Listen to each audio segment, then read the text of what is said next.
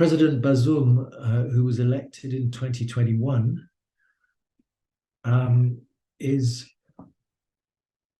someone who has tried to balance those security imperatives with continuing efforts to tackle Niger's development problems, because the Sahel is one of the poorest regions in the world. Niger is one of the countries towards the very bottom of the UN Human Development Index.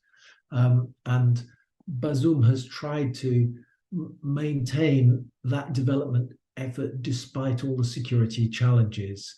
And one of his particular initiatives, for example, has been to really expand access to secondary school education for girls in rural communities.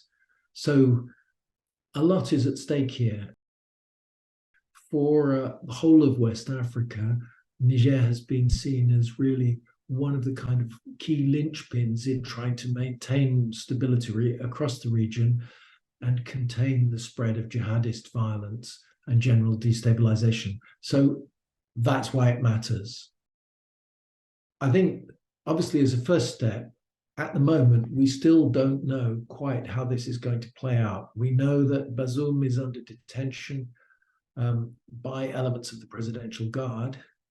We don't yet know whether other parts of the army that had previously seemed hostile to the coup were going to back it. And we don't also know what may be the outcome of any mediation and negotiation efforts by regional neighbors. And those regional neighbors are really key.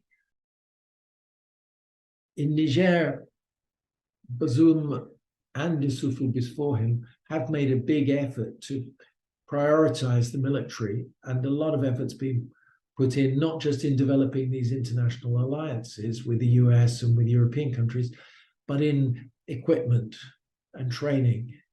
And so the army, it's interesting that some of the reports suggest that the army units that have come out in favor of Bazoum are the ones that are on the front line fighting the jihadists. The people who have been trying to engineer this putsch are primarily the Presidential Guard, who of course are in the capital.